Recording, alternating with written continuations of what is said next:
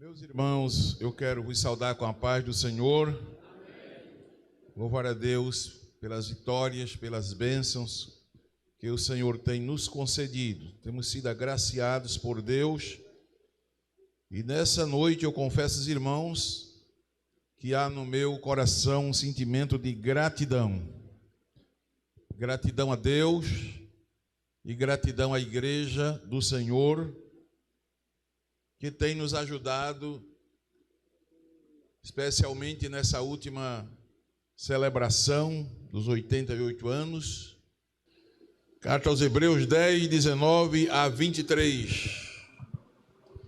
Graças a Deus. Tendo, pois, irmãos, ousadia para entrar no santuário pelo sangue de Jesus, 20.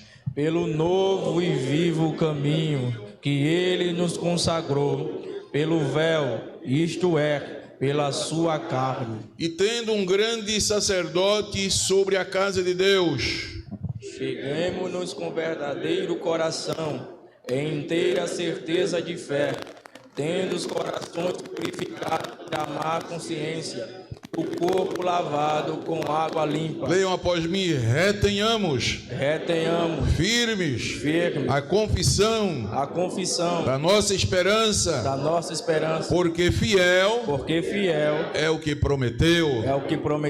Todos dizem amém. Amém, graças a Deus. Meus amados irmãos, vamos meditar na palavra de Deus. Já louvamos ao Senhor, ouvimos bastante louvores,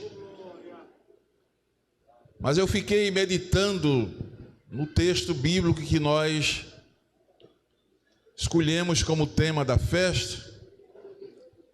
Foi pouco abordado e eu fiquei lendo e meditando e fui escrevendo alguma coisa a respeito do que Deus espera da igreja, que foi esse o tema da nossa festa: o que Deus espera da igreja.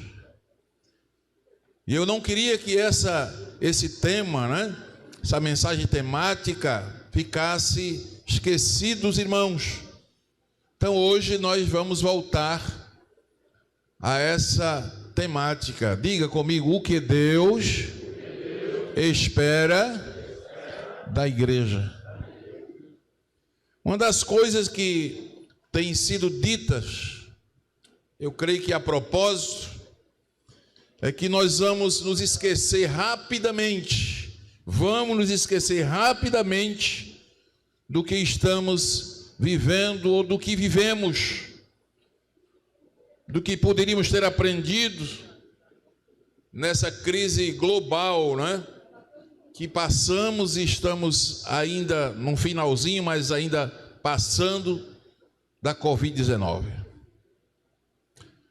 Estudiosos já chegaram à conclusão de que, se não levarmos a sério, vamos esquecer rapidamente as lições que Deus nos ensinou. Saibam os irmãos que essa pandemia não foi por acaso. Deus está falando através dessa pandemia. Deus mandou uma mensagem à terra. Entre outras, eu aprendi que Deus ainda está no controle de tudo. Eu lembro-me que antes dessa pandemia chegar, eu questionava em alguns momentos, até com companheiros. Obrigado, irmão. E dizíamos: o mundo está como um carro velho, sem freio, de ladeira abaixo. Eu dizia isso, várias vezes eu disse. E não tem quem pare. Pastor não para mais, as autoridades não param mais, o governo perdeu o controle, as autoridades perderam o controle. Naquele momento de desespero, eu cheguei a dizer isso. Mas Deus estava olhando lá do céu e disse: aí embaixo não tem quem pare, eu paro. Eu paro tudo. Eu ponho o pé no freio e vai parar o mundo todo. E não é que parou, irmão? parou. De repente as cidades estavam desertas, as fábricas paradas, glória a Deus, aleluia. E nós não podemos, irmãos, não podemos se esquecer das lições que podemos tirar de tudo isso que enfrentamos. Eu trago uma mensagem essa noite propondo para cada irmão, dos que estão aqui, dos que me ouvem, quem vai assistir essa live deste culto, um esforço conjunto para chamar a igreja ao não esquecimento. Não se esquecer dessas lições. Venha de onde vier, aconteça o que acontecer, nunca esqueça mais que Deus ainda controla todas as coisas. Que Deus está nos chamando a mudanças. Deus está chamando o mundo a um recomeço. Glória a Deus. E eu lhe pergunto quais são as suas expectativas. Como a igreja deve se portar depois desse tempo que nós estamos vivendo. Glória a Deus. Vamos voltar a ficar acomodados, sem valorizar os nossos cultos, sem valorizar as nossas oportunidades de evangelizar, de ganhar almas. Glória a Deus. Tinha crente que estava muito folgado, irmãos. Tinha crente que estava muito folgado. Eu lembro disso, eu não esqueci não. Tinha crente que não vinha para os cultos e mandava pedir oração. Diga ao pastor que ore por mim, que parece que eu vou gripar. E não vinha para a igreja. De repente veio Covid-19. E lá nos hospitais, nas camas, nos leitos, faltando respiração, aí eu vi crente dizer, se Jesus me tirar dessa, eu vou evangelizar. Oi! Será que Jesus precisa mandar um Covid para o crente se despertar para evangelizar, irmãos?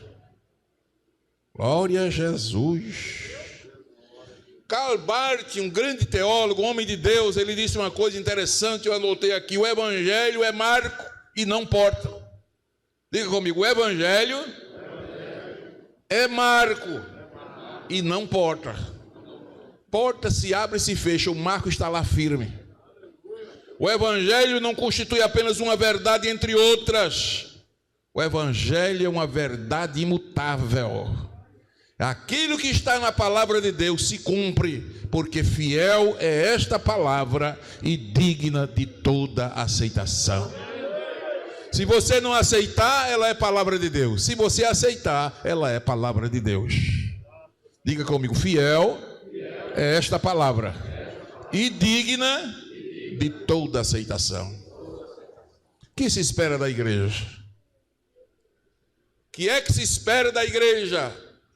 Já que as portas estão se abrindo, já estamos com um decreto que permite 75%, né, dos nossos templos.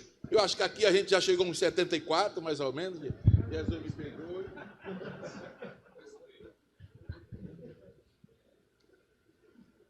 Já que estamos podendo cultuar, e agora? Que lições nós tiramos? Vidas foram ceifadas, sonhos foram destruídos, esperança encurralada. Quanta gente aí, irmãos, enlutada, quanta situação difícil, momento de sofrimento. Eu entendo que ainda estamos num momento de conforto, de consolo. Eu questionei muito com Deus isso, pedindo a Deus uma palavra a cada reunião que confortasse, que consolasse, porque só quem perdeu que sabe o que perdeu. Firmas foram fechadas, lojas fechadas, comércio fechado, desemprego, irmãos. Mas eu entendo que há um chamado de Deus para o quebrantamento. Vou repetir essa frase. Há um chamado de Deus para o quebrantamento. Você sabe o que é quebrantamento? Coração quebrantado. Aqueles corações duros, aqueles corações altivos, Aqueles corações que diziam, homem que é homem não chora. Mas no Covid eu vi nego chorando, irmão. Chorando. No aperto, glória a Deus. No mínimo, Deus está nos chamando a um quebrantamento. No mínimo, Deus está dizendo assim, você não chora, você chora. Se eu quiser, você chora. Aleluia.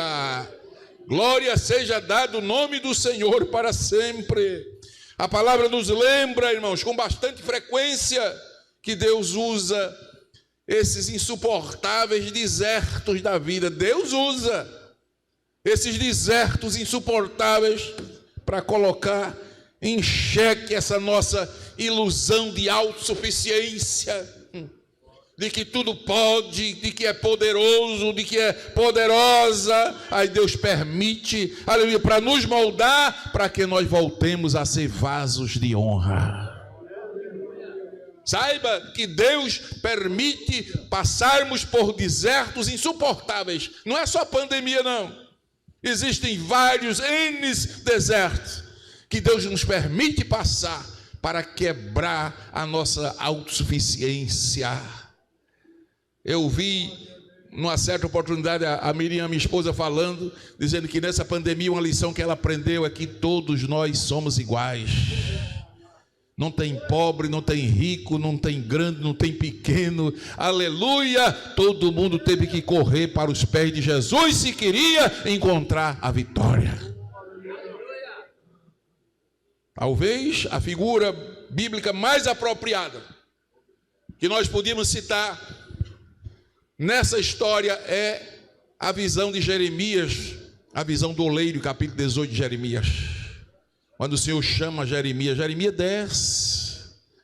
Glória a Deus. Porque às vezes o homem está tão alto que se esquece das suas origens, se esquece quem ele é, se esquece de onde ele saiu, se esquece quem ele era, né? Às vezes está num patamar tão elevado, aí Deus diz, desce, vai para a casa do oleiro, lá eu te farei ouvir as minhas palavras. Por isso que é bom o crente estar na igreja, porque aqui é a olaria de Jeová. Desce para a casa do oleiro e lá eu te farei ouvir as minhas palavras. Jeremias desceu, veio ouvir a palavra, glória a Deus, e ali foi tomado numa visão e ele viu o oleiro trabalhando, glória a Deus, preparando um vaso de barro, glória a Deus. O vaso se quebrou, foi ou não foi? O vaso se quebrou. Quanto vaso que quebrou? E feliz o vaso que se quebrou, mas se quebrou nas mãos do oleiro. Porque quando o vaso se quebra na mão do oleiro, ele faz outro. E o versículo 4 diz que ele faz segundo bem lhe parecer. Eita! Como o vaso que ele fazia de barro quebrou-se na mão do oleiro, tornou a fazer dele outro vaso, conforme o que pareceu bem aos olhos do oleiro fazer. O que me chama a atenção é que quando os vasos se quebram e desaparecem e não se constrói mais e ficam para lá quebrados, é que esse vaso não estava nas mãos do oleiro. Estava na igreja, estava na olaria até, estava até sendo ocupado por alguma coisa, quem sabe, mestrando um conjunto, cantando no outro, na banda, em alguma coisa, mas não estava nas mãos do oleiro. Porque quando o vaso quebra nas mãos do oleiro, ele faz um vaso novo. Por isso eu lhe aconselho, permaneça nas mãos do oleiro. E ainda que o vaso se quebre, ele não vai jogar fora. Lhe garanto pela palavra, ele não joga fora. Ele pode até machucar o vaso, joga água, amolece o barro. Talvez o barro está muito duro, muito seco, o vaso está rachado. Um dia Deus me deu uma visão. Faz tempo isso, trabalhava numa congregação em Maceió, no Engenho de Dentro. E a gente tinha umas festas na igreja, e nas festas eu via os jovens irmãos, tinham aqueles que se alegravam tanto, recebiam tanto poder de Deus, e depois, na semana seguinte, parecia que nada tinha recebido. Aí eu me preocupei tanto com isso, entrei numa campanha de oração e pedindo a Deus para Deus me revelar o que era aquilo. Olha, irmão, como Deus é sério. Um dia eu estava orando e de repente comecei a ter uma visão assim, um sonho, mas uma visão, porque eu vi a igreja cheia de vasos e vinha assim uma enchente de água e muitos vasos ficavam cheios, todos os vasos eram cheios, mas tinha uns que a água entrava e saía, outros ficavam cheios, mas a maioria ficava vazio. Aí eu fui bem pertinho dos vasos assim, comecei a olhar e eu vi os vasos rachados. Aleluia. Aí Deus me falou naquela oportunidade: vaso rachado não sustenta óleo. Você não entendeu o que eu falei, né? Vaso rachado não sustenta óleo. Não é que Deus não manda óleo, não. Deus manda óleo, Deus manda graça, Deus manda poder, Deus manda alegria, Deus manda do Espírito. Deus enche, mas só segura, só fica cheio, aleluia, vaso que foi feito vaso novo. Quem dá glória a Deus? Quantos vasos novos nós temos aqui esta noite? Quebrantamento para nos apegarmos mais à palavra, quebrantamento para buscarmos mais a Deus, quebrantamento para nos envolvermos menos conosco e mais com as coisas de Deus. Eu estou orando pela igreja brasileira, eu oro por cada um de vocês, eu oro por mim também, aleluia, para que essa crise, ou qualquer crise, nos leve a sermos mais bíblicos, mais amantes da palavra, mais piedosos, mais ganhadores de almas. Eu peço a Deus, Senhor, quando passar, aleluia, essas crises, que a igreja esteja mais amante da palavra, mais piedosos, aleluia, mais perto do céu, mais envolvido com a obra, mais preocupado com o reino do que preocupado consigo próprio. Eu oro a Deus e Deus vai fazer isso para a glória do seu santo nome. O que Deus espera de mim é uma pergunta. O que Deus espera de nós? Nossa vida não é nem um mar de rosa, nós sabemos disso. A vida cristã não é um mar de rosa, os espinhos existem. Existem ou não, irmãos? Existem. Agora, eu preciso que as gotas de lágrimas e os momentos de sorrisos, os momentos de rosas e os momentos de espinhos na minha vida não me deixem uma pessoa amarga ao ponto de amaldiçoar meus irmãos. Mas se eu estiver ou no mar de rosa, ou pegando em espinhos, ou em período de lágrima, ou período de riso, que onde eu passar, o que eu falar, possa abençoar a sua vida. Diga isso também a quem está perto de você.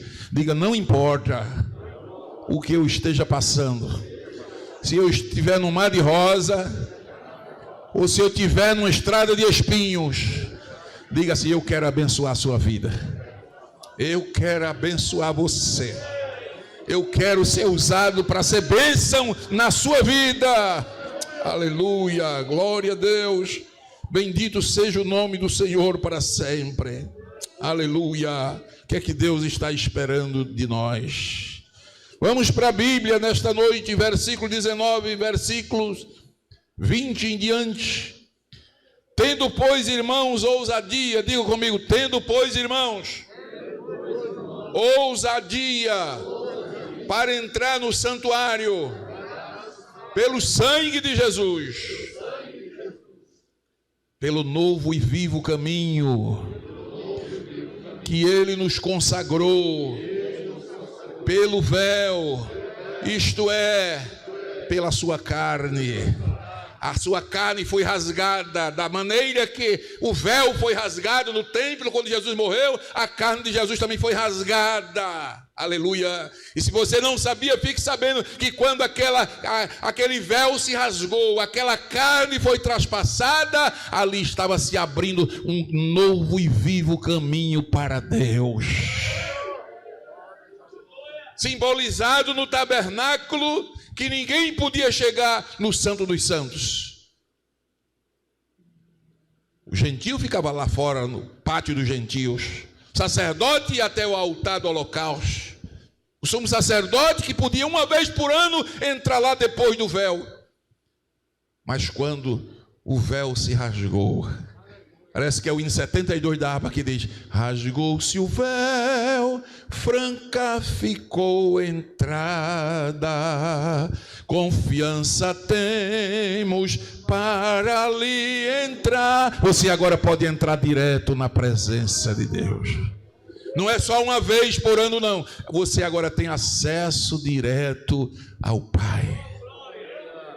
Mas há um detalhe aqui que o escritor aos Hebreus diz: portanto, irmãos, temos ousadia para entrar no santuário pelo sangue de Jesus.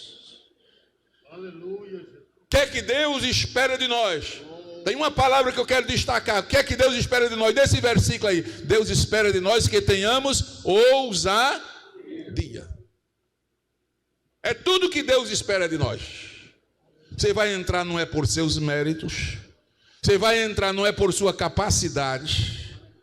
Você vai entrar não é pelo seu tempo de crente, não é pela posição que você ocupa. Você vai entrar, coloque isso na sua mente, é pelo sangue. É pelo sacrifício vicário de Jesus. Agora você precisa ter ousadia. Diga, ousadia. Deus espera, em primeiro lugar, que nós tenhamos ousadia. Ousadia. O que é ousadia? Ousadia no grego é parrisia. Parrisia, esse termo grego é um composto de tudo e fala. Pan e res. Tudo fala. Tudo fala, tudo tem liberdade, tudo tem ousadia. Tem muitas vezes uma conotação de oposição, de rejeição. Ousadia é mais ou menos uma liberdade, mesmo diante de oposição, mesmo diante de rejeição. Mas você precisa ser ousado. Pelo sangue de Jesus, você tem ousadia. Você precisa ter coragem. Glória a Deus. Olha, João capítulo 7, versículo 13, mostra que Jesus tinha ousadia. Ninguém falava dele abertamente. A palavra abertamente aí é a mesma para ousadia, por medo dos judeus. Um dizia que ele era bom, outro dizia que Jesus não era bom, não é? Lá no capítulo 7, mas disse que ninguém falava dele abertamente. Não tinha ousadia para falar. Não tinha essa ousadia, não tinha essa liberdade de falar publicamente dele. Aleluia. Jesus era tão santo, tão divino, que ninguém tinha ousadia para falar dele abertamente. Falavam lá escondido, ele é bom, ou dizer, ele não é bom. Ele expulsa demônio por Beelzebul, mas não falavam abertamente, não tinha ousadia de falar. A palavra aí, ninguém falava dele abertamente, é que eles não tinham ousadia. Olha 1 Tessalonicenses 2:2. Que é que eles diziam lá, Paulo dizendo: mesmo depois de termos antes padecido e sido agravados em Filipos, como sabeis, tornamo-nos ousados em nosso Deus, para vos falar o evangelho de Deus com grande combate. Aí é Paulo dizendo aos irmãos de Tessalônica: olha, mesmo diante de tudo que nós padecemos lá em Filipe. Você lembra, foi que Paulo passou em Filipe? Apanhou, foi preso, não é? Passou por toda aquela situação, mas ele está dizendo à igreja de Tessalônica: mesmo depois de ter padecido tudo isso, sabe, foi que aconteceu conosco? Agora nós nos tornamos ousados em nosso Deus para vos falar o evangelho com grande combate. Aleluia. Paulo está dizendo: olha, sofrimento não é para calar a boca de crente, não. Vou repetir isso: sofrimento não é para calar a boca de crente. Se você está sofrendo porque é crente, porque serve a Jesus, não é para ficar calado, é para ter mais ousadia e falar do evangelho de Deus com grande combate. Aleluia. Nos escritos de João, apóstolo, ousadia 13 vezes se repete. 13 vezes João falou de ousadia. E muitas vezes demonstra proclamação pública, ousadia para falar publicamente. Olha João 7,4. Glória a Deus. O que é que João vai dizer? Porque não há ninguém que procura ser conhecido que faça coisa alguma em oculto. Se fazes estas coisas, manifesta-te ao mundo. O que é que o apóstolo João está dizendo aqui? Que Jesus estava procurando ser conhecido, porque o que ele fazia era publicamente. Ninguém que procure ser conhecido faz as coisas em oculto, os milagres em oculto. Não, Jesus fazia publicamente, porque ele queria tornar o reino dele conhecido. Aleluia. Jesus tinha ousadia. Louvado seja Deus. Nós não podemos trabalhar, irmão. Glória a Deus. Existe uma organização, uma sociedade, posso falar aqui, uma sociedade que trabalham secretamente. Secretamente. Precisa você ter muita experiência para conhecer quem pertence a essa sociedade. Na saudação, ele dá um sinal assim na mão, algum broche, alguma coisa, mas quando assina, mas é secretamente. Evangelho não é secretamente, não. Evangelho é para tornar conhecido, é para manifestar ao mundo o poder de Deus na terra. Jesus, quando andou aqui, ele fazia isso, ele fazia publicamente, manifestava publicamente ao mundo. Aleluia. Olha Colossenses 2:15, quando ele venceu lá na cruz, como é que Paulo escreveu a sua vitória? Se despojando os principados e as potestades, os expôs secretamente, publicamente, e deles triunfou em si mesmo. Oh, aleluia. Isso é ousadia, meu irmão. Isso é ousadia.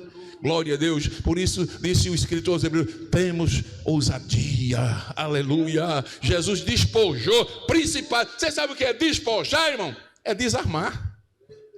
Você encontra alguém armado, toma as armas, você está despojando. Aleluia. Glória seja dado o nome do Senhor. Jesus despojou, tirou a autoridade, tirou a arma, tirou o poder, despojou os principados, as potestades e os expôs publicamente. Na morte de Jesus, quando Jesus disse: Pai, tudo está consumado, ali o inferno ficou desmoralizado. Jesus os expôs publicamente e deles triunfou em si mesmo. Dá para dar um glória a Jesus por isto? Publicamente, isso é ousadia. Jesus foi ousado até na sua morte. Glória a Deus. Às vezes a palavra ousadia significa claramente tornar as coisas claras. João 10:24, Jesus está falando de tornar claro. Rodearam-no, pois, os judeus e disseram-lhe: até quando terás a nossa alma suspensa? Se tu és o Cristo, dize-no abertamente. Aleluia. É que Jesus tinha um segredinho com os discípulos. Aleluia. Disse alguém que Jesus tem um xodó. Tem crente que tem um xodózinho com Jesus. Jesus revela mais as coisas a um do que a outro. Aleluia. Glória seja dado o nome do Senhor. Mas ele gosta de revelar. Ele gosta de revelar. Eu estou dizendo que Jesus gosta de revelar os seus mistérios. Aleluia. 11:14. Olha, quando Jesus vai lá para Betânia, glória, então Jesus disse-lhe claramente, que até ali estava meio oculto, né? Lázaro dorme.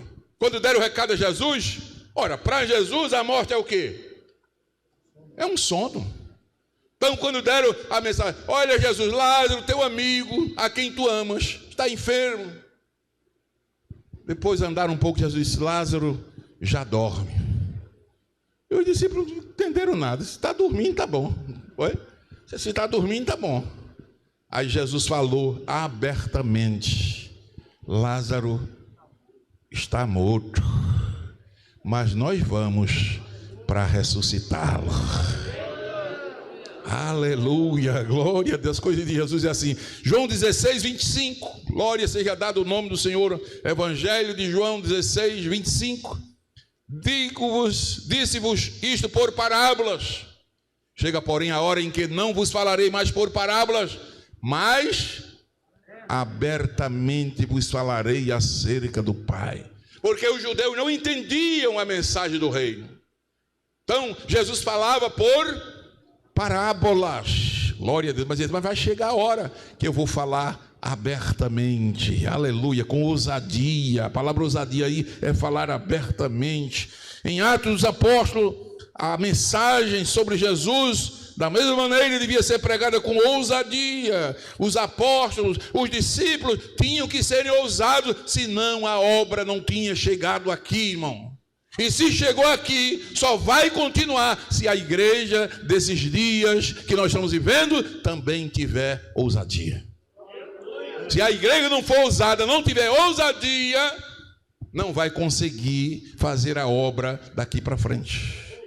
Porque é tanta dificuldade, é tanta barreira, é tanta perseguição. Mas Deus mandou essa mensagem essa noite. Primeiro passou por mim. Primeiro o Espírito Santo falou comigo: Jairo, eu vou te dar ousadia. E essa noite eu estou crendo que Deus vai dar ousadia à sua igreja também. Aleluia. Atos capítulo 2, versículo 29. Olha o que disse. Atos 2, 29. Glória a Deus. Vamos ver se nós abrimos Atos 2, 29. Louvado seja o nome de Jesus para sempre. Atos 2, 29. Como é que diz?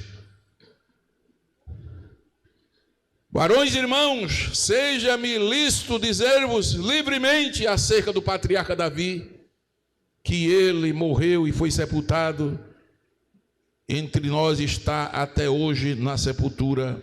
Sendo, pois, este profeta, e sabendo que Deus lhe havia prometido com juramento, que do fruto dos seus lombos, segundo a carne, levantaria o Cristo para o assentar sobre o seu trono. Vamos para o capítulo 4, versículo 29. Eu acho que é isso que eu quero chegar. Muito bem. Agora, pois, ó Senhor, olha para as suas ameaças e concede aos seus servos que falem com toda o quê? Ousadia a tua palavra. O que é que os discípulos estavam sofrendo aí? Perseguição. Havia uma pressão, glória a Deus, para que eles não pregassem a palavra, não é? Para que eles não falassem de Jesus. Aí os apóstolos começam a orar: agora, pois, ó Senhor, olha para as suas ameaças. Os irmãos sabem que nós estamos vivendo no Brasil uma época de ameaças. Se você não está tomando conhecimento, procure tomar. A igreja brasileira está vivendo um tempo de ameaças. Precisamos orar como os apóstolos oraram. Agora, pois, Senhor, olha para as ameaças deles e concede aos teus servos que falem com toda ousadia a tua palavra. Aleluia. Se você não orou ainda, ore, aleluia, para que Deus dê ousadia aos pastores, dê ousadia aos pregadores, aleluia, louvado seja o nome do Senhor. Nós estamos pregando aqui em cadeias, em redes, glória a Deus, e tem alguém do outro lado assistindo, buscando ver o que falamos, buscando ver o que dizemos, porque nós estamos em um tempo de ameaças. Você não pode falar o que quer, não pode mais dizer muitas vezes o que a palavra de Deus diz. Agora a gente fica com aquele maior cuidado, porque estamos num tempo de ameaça. Mas se a igreja orar, Deus vai encher de ousadia.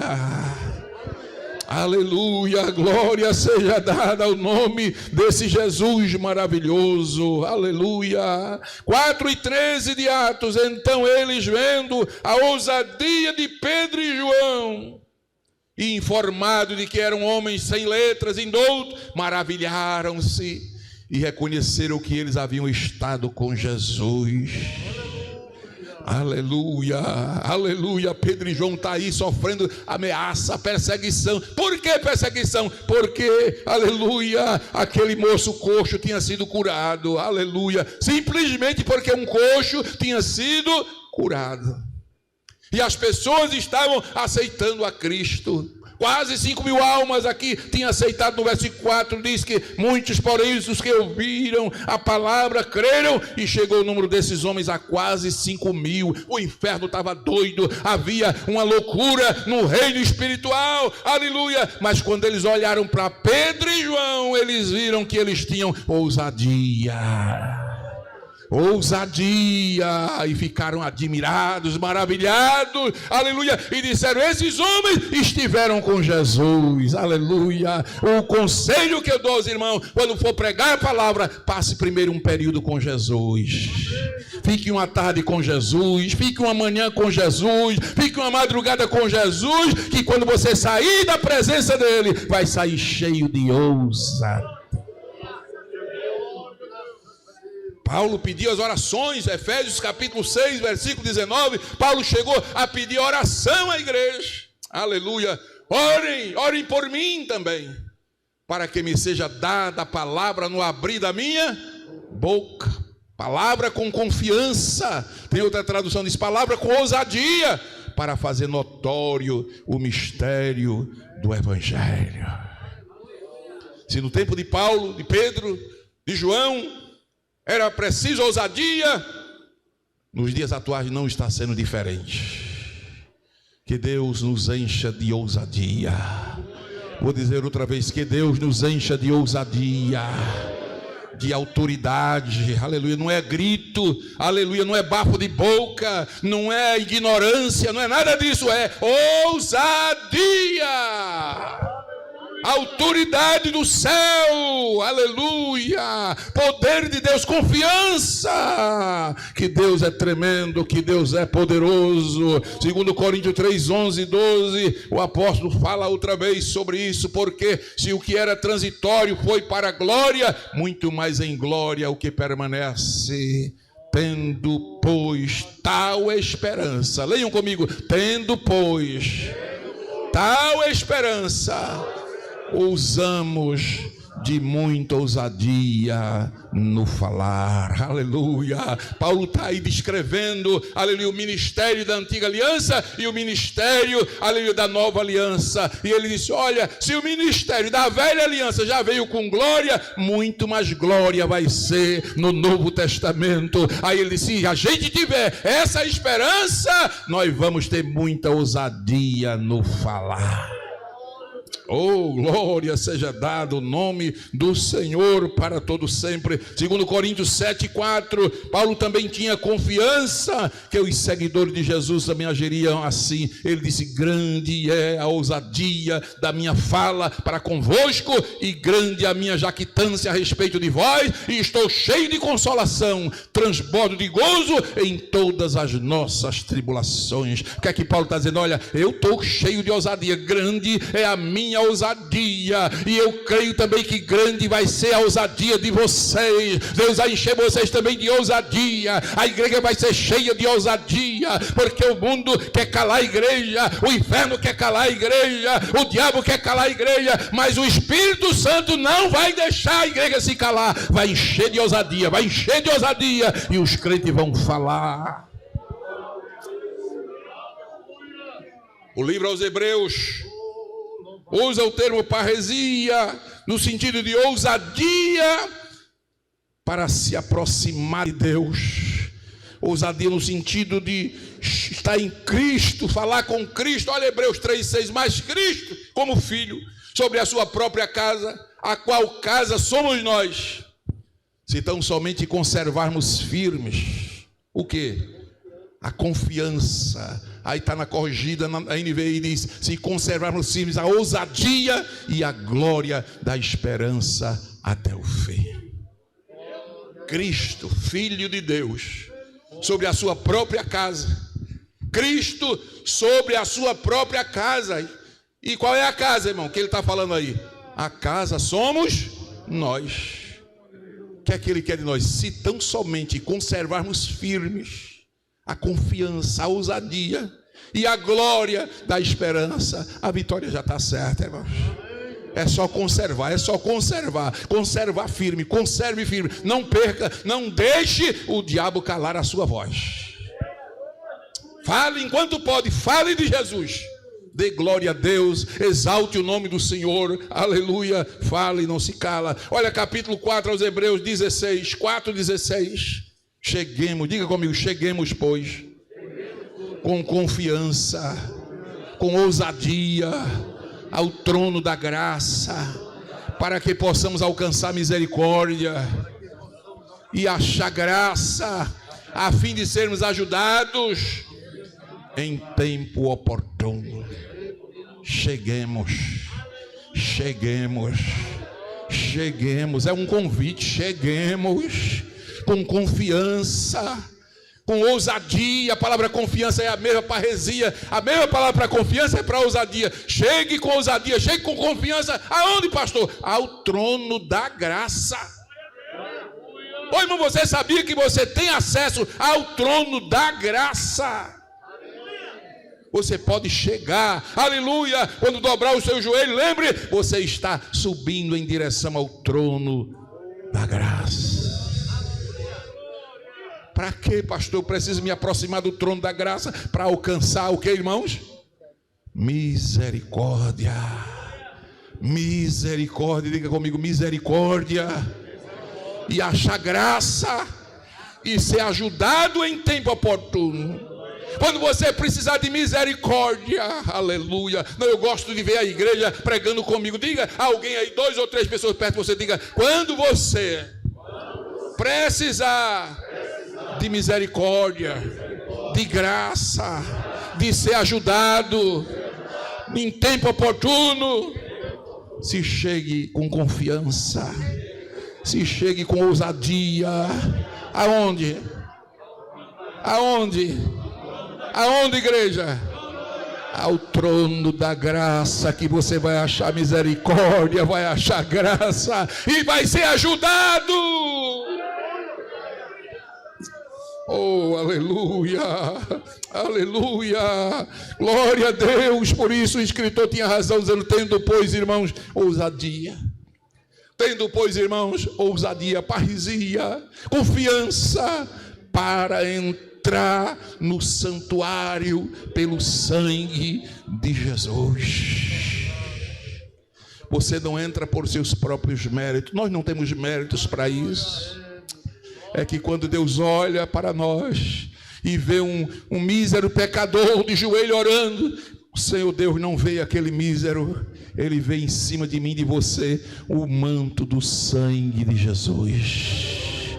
Você está coberto com o sangue de Jesus, aleluia. Somos aceitos, cobertos por este sangue maravilhoso, o sangue de Jesus. Oh, glória a Deus, bendito seja o nome do Senhor. Deus espera de nós. O que é que Deus espera de nós? Que tenhamos ousadia. O que é que Deus espera de nós, irmãos? Que tenhamos, diga forte, que tenhamos ousadia. Ousadia para falar, diga ousadia para falar, ousadia para pregar, ousadia para cantar, ousadia para evangelizar, ousadia para entrar na presença de Deus pelo sangue de Jesus, ousadia para não ficar calado. Ninguém vai calar minha voz. É ousadia, ousadia. Nesses últimos dias a igreja precisa de ousadia. Voltamos agora a viver aquele tempo da igreja primitiva, que alguém chegava para o discípulo: cala a boca, não fale mais no nome desse Jesus. E os discípulos, cheios de ousadia, diziam: eu não posso deixar de falar daquilo que temos visto e ouvido. Importa obedecer a Deus do que aos homens. Eu vou falar. Jesus é poderoso, Jesus é lindo, Jesus é maravilhoso. E abrir a boca e falar. Estamos chegando nesse tempo agora. Deus vai ter que encher a igreja de ousadia. Aleluia. Dê glória a Jesus, irmãos. Dê outra glória a Jesus mais forte. Deus espera de nós que tenhamos ousadia. Número 2, Deus espera de nós que vivamos através de uma fé bíblica. Deus espera de nós que vivamos pela fé, uma vida inteira na fé. Olha o que diz o versículo 21. Tendo um grande sacerdote sobre a casa de Deus. 22, diga comigo: cheguemo-nos com verdadeiro coração e inteira certeza de quê? Inteira certeza de fé. Cheguemo-nos com verdadeiro coração e inteira certeza de fé. Deus espera de mim e de você.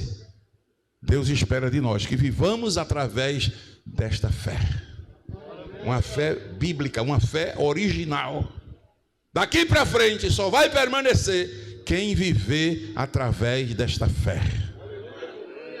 Glória a Deus.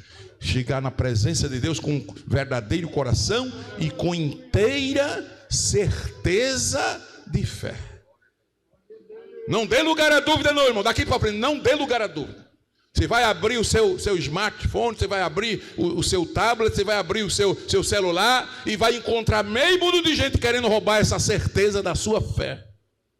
Você diga: Satanás está repreendido. Eu vou à presença do meu Deus com um verdadeiro coração e com inteira certeza de fé. Se existe uma coisa que dá certeza ao cristão nos dias atuais, é a sua fé. Então não abra mão da sua fé. Deus espera que você viva através desta fé. Essa fé vem de Deus, irmãos. Procede de Deus. É atributo de Deus e é prerrogativa de Deus. Hebreus 12:2 diz: olhando para Jesus. A igreja olhando para Jesus, autor e consumador da fé. Ele é o autor e é o consumador. Ele é o princípio, ele é o fim. Eu comecei com Jesus, vou terminar com Jesus. Ele é o início, ele é o fim, ele é o começo, aleluia, é o meio e é o fim. Ele é o autor e é o consumador da minha fé. É essa fé que eu estou lhes pregando essa noite, essa fé que vem de Deus, que é prerrogativa de Deus. Jesus advertiu, São Lucas 18, que no tempo do fim, diz que essa fé seria escassa. Pouca gente ia ter essa fé. Meu Deus, glória a Deus. Digo-vos que depressa lhes fará justiça, quando porém vier o Filho do Homem. Porventura, achará fé na terra? Isso é palavra de Jesus. Jesus conta a parábola daquela viúva, pobre, tinha lá um adversário, foi ao juiz, ele não atendeu, ela insistiu. Jesus está dando ali uma lição sobre a oração perseverante. Tem que orar, tem que perseverar, tem que continuar pedindo. E no final ele profetiza e diz: eu vou dizer a vocês, digo-vos que depressa o Senhor fará justiça àqueles que oram perseverando.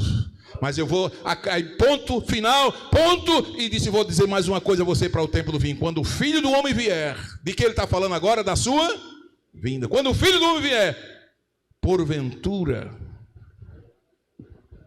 achará fé na terra? Irmãos, é tempo de pedir fé ao Senhor. Senhor, aumenta a minha fé. Observe, irmão, que cada dia que se passa, mais a gente observa crentes perdendo a fé. É a palavra de Deus se cumprindo. A gente luta, a gente corre atrás, a gente pega, quer carregar nos ombros, venha, chegue, quando solta, arreia. Porque perdeu a fé. Aleluia, diga: Senhor Jesus, não me deixa perder a minha fé. Oh, glória a Deus.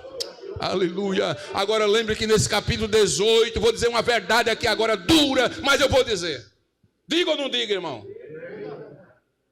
Eu vou dizer. Jesus, nesse capítulo 18, está falando de oração perseverante. E no final ele disse que quando ele viesse, ia achar pouca fé na terra. Eu vou inverter agora a situação para você entender. Sabe o que Jesus está dizendo? Por falta de oração é que muitos crentes estão perdendo a fé. Já disse, está dito, e é verdade, e é prego batido e ponta virada. Eu duvido um crente que vive de oração ele perder a fé, porque quanto mais ele ora, mais o Senhor aumenta a sua fé. Eita Jesus! Paulo declarou, disse: eu vivo é pela fé, gente. Eu vivo é pela fé, aleluia. Gálatas 2:20, Paulo disse: olha, aleluia, eu vivo pela fé, já estou crucificado com Cristo, e vivo não mais eu, mas Cristo vive em mim. E a vida que agora vivo na carne, vivo-a na fé do Filho de Deus. Paulo dizendo, a minha vida, a minha fé, aleluia, eu não estou crendo em outra coisa não, nem ninguém não, a minha fé está no Filho de Deus. Oh, aleluia, bendito seja o nome do Senhor. A fé é vital, é essencial para o crente não pode, aleluia, perder a fé, glória a Deus. Se o crente perder a fé, perdeu tudo. A minha oração é para que você não perca a sua fé. Glória a Deus. Diga para alguém aí que está perto de você, diga, minha oração é para você não perder a sua fé. Romanos 1,17 está escrito, aleluia. Olha o que Paulo disse em Romanos 1,17, porque nele, no Evangelho, se descobre a justiça de Deus de fé em fé. Glória a Deus, nele, no Evangelho, se descobre. É outra coisa que a igreja tem que fazer, irmão, é ler Bíblia, irmão, é ler Bíblia. É no Evangelho que nele se descobre a justiça de Deus de fé em fé. Tem crente que a Bíblia dele está em casa empoeirada. Perdeu o óculos faz 6 meses. E o óculos está dentro da Bíblia. E ele não acha. Aleluia. Eu não sei se o povo conta muitos causos, né? Mas disse que a campanha visitadora chegou numa casa e perguntou à irmã, pega a sua Bíblia para a gente ler aqui um texto da Bíblia. A irmã disse, irmã, faz tempo que eu perdi a minha Bíblia. Aí tinha uma irmã assim mais alta, aí viu em cima da estante uma Bíblia assim, né? Aí pegou, abriu, quando abriu, é essa aqui, aí quando ela pegou, tinha uma lagartixa que já tinha colocado até ovos dentro da Bíblia. Fazia tempo. Oh, glória a Deus. Como é que vai descobrir a justiça de Deus de fé em fé? Porque cada vez que você lê essa palavra, por que é que os irmãos vêm a este culto? Porque aqui está sendo pregado a palavra. A palavra vai fazendo você descobrir a justiça de Deus de fé em fé, de fé em fé. Cada dia a sua fé vai aumentando. Eu vou profetizar sobre a sua vida. Você que veio a esse culto essa noite, sua fé vai sair daqui aumentada. A vida do crente é assim, de fé em fé. Porque está escrito, mas o justo... Não, eu quero mais forte. Mas o justo... Então viva da fé. O que é que Deus espera de nós? Tenhamos ousadia, mas também Ele espera que vivamos pela fé, com inteira certeza de fé. Aleluia. Eu vou repetir o que eu já disse. Só tem inteira certeza de fé. Só vive numa inteira certeza de fé. Crente que vive de oração e que vive da palavra. Se sair da oração e sair da palavra, a sua fé começa a diminuir. Eita Jesus. A vitória dos crentes de Pérgamo é que em meio a toda perseguição, todo aperto, mas eles não negaram a fé. Tinha problema na igreja de Pérgamo, pastor? Tinha dificuldade, sempre houve e sempre haverá. Mas por que a igreja de Pérgamo? Jesus estava lá no meio dela, Jesus estava com aquela igreja. 2:13, olha o que disse Jesus: conheço as tuas obras, onde habitas, que é onde está o trono de Satanás. Quem quer morar num lugar desse? Morar no lugar onde é o trono de Satanás. Glória a Jesus. Aí Jesus disse, mas eu tenho uma coisa bonita para dizer a vocês. Vocês retêm o meu nome, retens o meu nome e não negaste a minha fé. Você pode morar até onde está o trono do capeta. E tem gente que diz, o pastor diz assim que é para ser crente, ele não sabe a rua que eu moro. Pode ir lá ter até o trono de Satanás. Mas você retenha o nome de Jesus, guarde o nome de Jesus e não negue a sua fé. Deus está preparando a igreja aqui essa noite, viu, irmãos? Deus está falando conosco. Haja o que houver, venha de onde vier, more onde morar, passe pelo que passar, retenha o nome de Jesus. Diga, eu não nego, o nome de Jesus eu não nego, e também eu não nego a minha fé.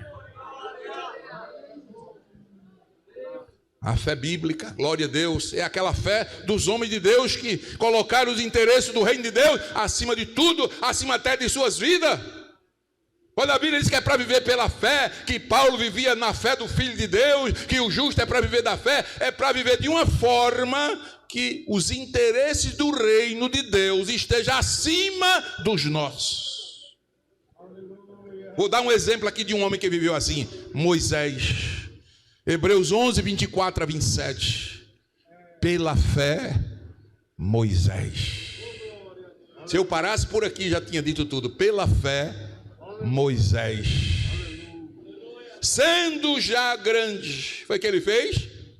Recusou ser chamado filho da filha de quem? Isso é pouca coisa, irmão?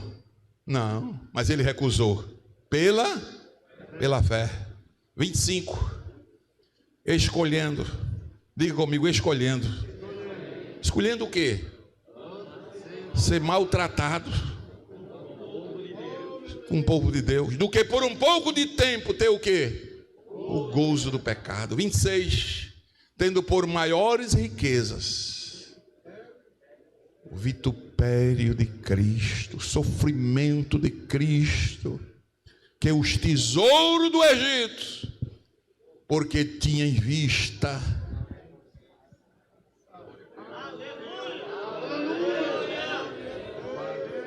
a recompensa. 27, pela fé deixou o Egito, pela fé deixou o Egito, não temendo. Deus está preparando a sua igreja nessa noite. Não tenha medo. Moisés não teve medo da ira do rei, porque ficou firme como vendo o invisível. Era como se Moisés dissesse assim: eu perco o trono de Faraó, mas eu estou vendo no invisível, mas eu estou vendo. Vocês não estão vendo, mas eu estou vendo um trono bem bonito ao lado de Jesus. Recusou algo vantajoso, ser chamado filho da filha de Faraó. O que é o filho da filha de Faraó? É o que de Faraó? Neto, irmão, ser neto do rei. Quem não queria? Mas pela fé, Moisés recusou. É para perder o trono? Quero não, Senhor. É para perder a glória, a recompensa? Quero não, Senhor. Moisés, você está recusando algo vantajoso. Você vai ser chamado neto de Faraó. A Bíblia não diz, mas eu creio que no coração Moisés dizia assim: eu sou filho, não é do rei Faraó, não. Eu sou filho, é do rei dos reis e do Senhor dos senhores, rapaz. Escolheu algo negativo, parecia algo negativo, né? Escolheu algo que parecia negativo. Foi que ele escolheu ser maltratado. Escolheu ser maltratado. Vai chegar momento, irmão, que a igreja do século 21 vai precisar escolher ser maltratado com o povo de Deus. Aleluia, aleluia. Deixou algo que era vantajoso, deixou o Egito com a sua grandeza, pela fé, deixar o Egito. Aleluia, deixar o Egito. Oh, glória a Deus. Deixou. 26, disse o 27, né? Diz que ele pela fé deixou o Egito. Eita Jesus, a fé recusa o pior. A fé, diga comigo, a fé recusa o pior. Isto é falso benefício. O trono ali, recusar ser neto, falso benefício. Se aceita, perderia a herança prometida. A fé recusa o pior.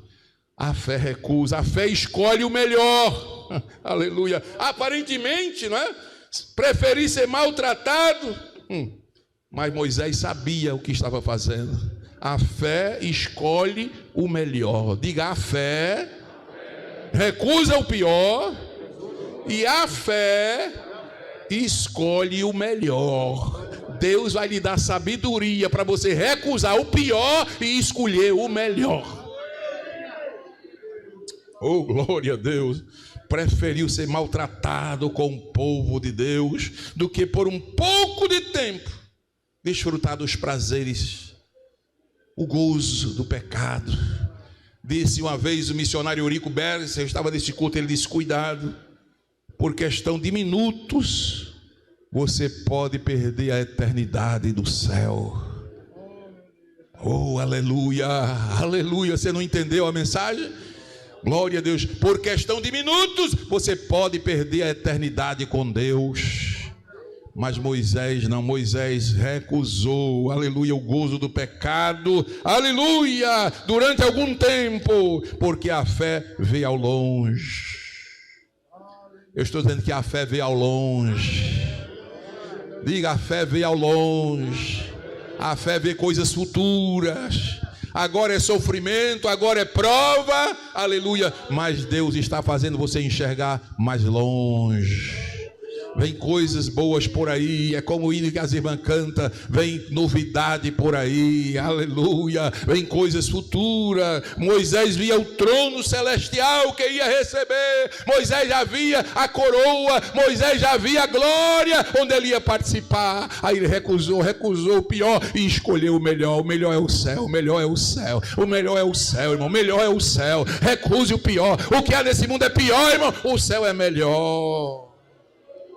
Diga aí bem alto para alguém ouvir, diga: o céu é melhor. O céu é melhor. Diga para alguém que está em casa ouvir, diga: o céu é melhor.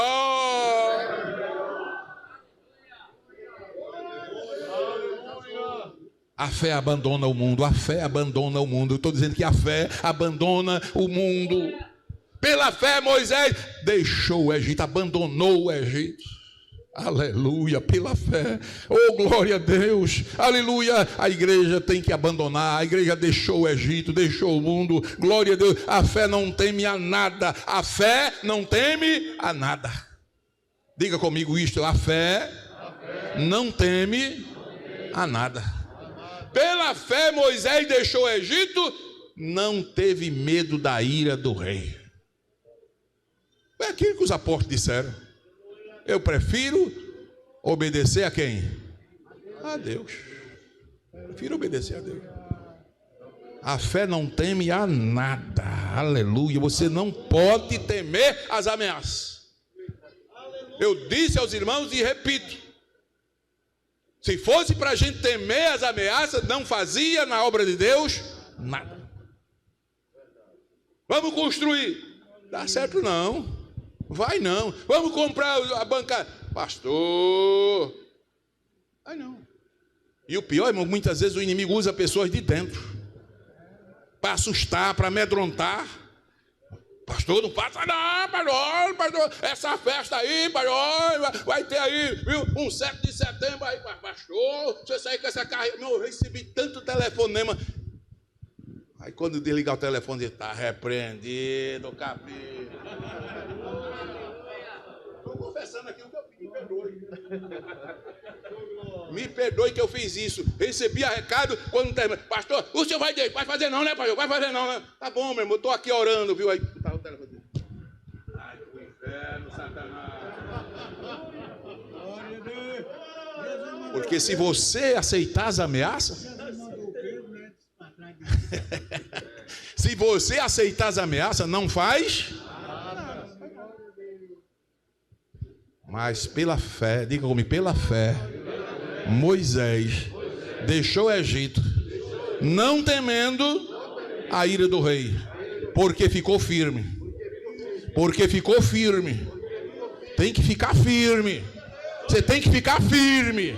Não amoleça não nas bases, não tem que tremer não. Fique firme. Como vendo o invisível. Eita, que coisa boa. Você não está dando glória a Deus, porque você não está entendendo o que Deus está falando aqui essa noite. A fé protege até do mal, irmão. Diga: a fé protege do mal. Olha o versículo 28, diz que pela fé foi celebrado o quê?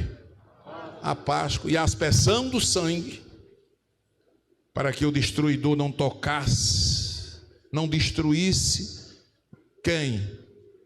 Os primogênitos, os filhos mais velhos. Pela fé. A fé protege do mal.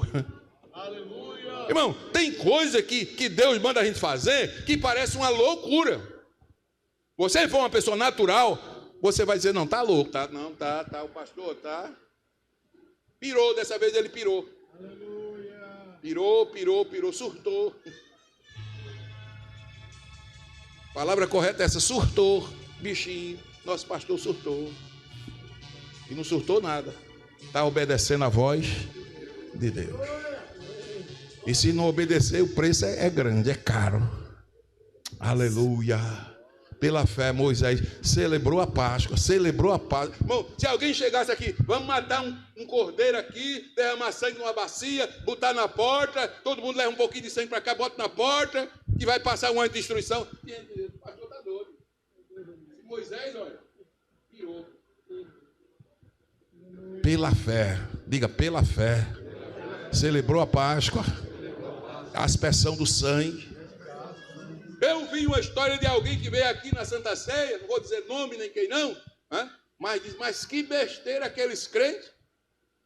Eu fui lá na ceia deles, não sei como entrou aqui na ceia, e se eu fui lá na ceia deles, mas fulano, tu precisa ver, um monte de gente beijo, comendo um pedacinho de pão desse tamanho. E um golezinho de vinho desse tamanho. Eu tomo logo a garrafa toda. Ah, que miserável. Não tem fé? Não tem fé. Mas a igreja come aquele pedacinho de pão e toma aquele cálice pela...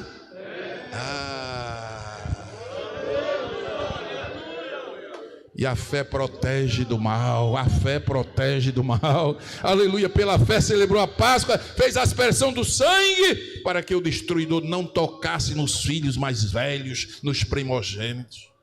Eu lembro-me da história de uma irmã, serva de Deus, no Recife.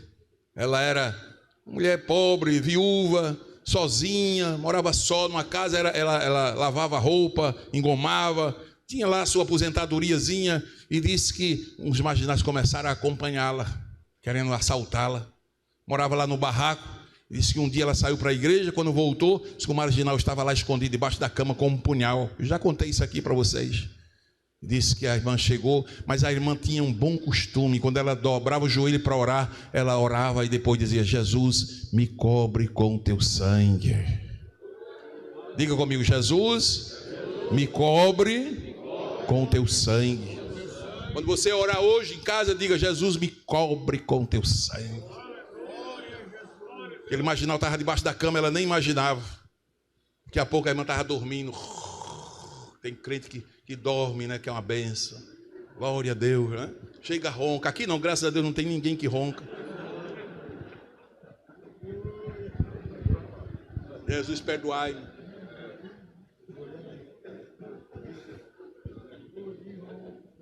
O marginal viu que ela estava dormindo e disse, agora, pegou a arma e foi saindo debaixo da cama para atacar a irmã. Disse, quando ele se levantou, que olhou, a irmã estava coberta de sangue. Ele saiu gritando, não fui eu não, não fui eu não, alguém foi primeiro do que eu, não fui eu, não fui eu. Correu na rua com um punhal na mão e gritando, não fui eu não, não fui eu não. Lá vem a viatura da polícia, parou, pegou, prendeu, algemou, tomou as armas. Foi o que você fez? Não, não fiz nada não, alguém foi primeiro do que eu. Aonde? Naquela casa ali, eu estava ali para assaltar, mas alguém foi primeiro do que eu, matou a mulher lá, olha, está lá coberta de sangue. Os policiais foram lá, bateram na porta da irmã. A irmã levantou, acordou assustada. O que é que está acontecendo? Esse homem aqui disse que a senhora estava coberta de sangue. Ela disse, estava mesmo, coberta com o sangue do meu Jesus. Levante a sua mão para dar um glória mais alto. Dê outro glória mais alto para Jesus. A fé protege do mal. Aleluia. Eu vou terminar agora. A fé passa obstáculos intransponíveis. A fé passa obstáculos intransponíveis. Versículo 29. Pela fé, diga pela fé. Passaram o mar vermelho. como por terra seca. Aleluia. O que intentando os egípcios se afogaram. Você que não tem fé vai morrer afogado. E quem tem fé vai passar pé enxuto. Porque a fé passa obstáculos intransponíveis. Eu tive na cidade de Eilat, no sul de Israel. Missionário Antônio me levou. E lá é onde passa o Mar Vermelho. Eu pude lavar as mãos do Mar Vermelho ali em Eilat. É uma cidade que fica numa região que de um lado é a Jordânia, do outro lado é a Arábia, do outro lado é o Egito e Israel. E aquela última cidade, é uma cidade bonita assim, não é tão grande, uns 60, 70 mil habitantes, mas uma cidade muito moderna, muito organizada, grandes hotéis, uma cidade lindíssima, lindíssima. E ali passa o Mar Vermelho. E eu fiquei ali junto às águas do Mar Vermelho, olhando, e eu disse, como é que aquele povo passou esse mar? Aí eu lembrei desse versículo, passaram pela fé. Eita. Ora lá baixo, candará. Deus está falando com você essa noite. Você vai passar esse mar pela fé.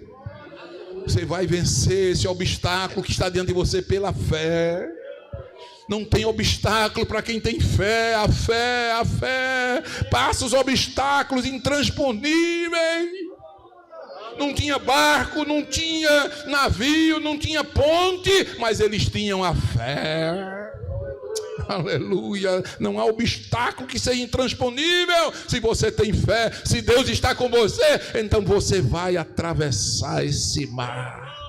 Oh, glória a Deus.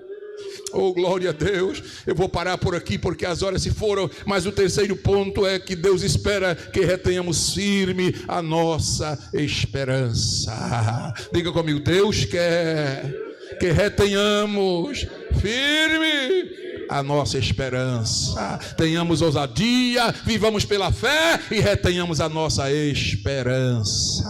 Abraão venceu pela fé. Romanos 4,18 diz que ele creu contra a esperança. Sabe o que é crer contra a esperança? É crer quando não dá mais para crer. Crer contra a esperança é crer contra o impossível. Crer contra a esperança é crer contra a razão. É crer contra a lógica. Pois Abraão creu. Sabe quantos anos Abraão tinha quando Deus prometeu um filho? 75 anos. Aleluia. Sabe quantos anos Sara tinha? 65 anos. Deus disse, da tua descendência vai nascer Isaac. Aleluia. 75 e 65. Eu imagino que os dois olham para o outro. Estás ouvindo, minha velha? Estou ouvindo, meu velho. Mas quem é que está falando? É Deus. Então vamos crer. Então vamos crer. Será que Deus não está falando com você aí um problema difícil que você está passando? Então vamos crer. Fé é isso aí, esperança é isso aí. Crer no intransponível, crer no impossível, crer contra a lógica, crer contra o esperança. E, pastor, aí veio logo assim. Não veio logo não. 5 anos se passaram. Eu creio que todo dia Abraão perguntava, e aí minha velha, nada? Nada. Passou 5 anos e nada. 10 anos, nada. 15 anos, nada. 20 anos, nada. Com 25 anos, aí Sara amanheceu um dia e disse, meu velho, o negócio está mexendo aqui dentro. O menino está pá.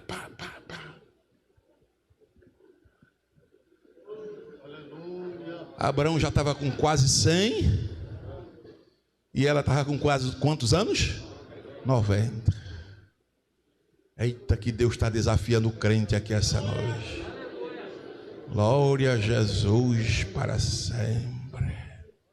Esperança. Deus quer que retenhamos sim a esperança. Creia contra a esperança. Aleluia. 25 anos se passaram. Aleluia. 25 anos se passaram, mas a bênção chegou. Sabe por quê?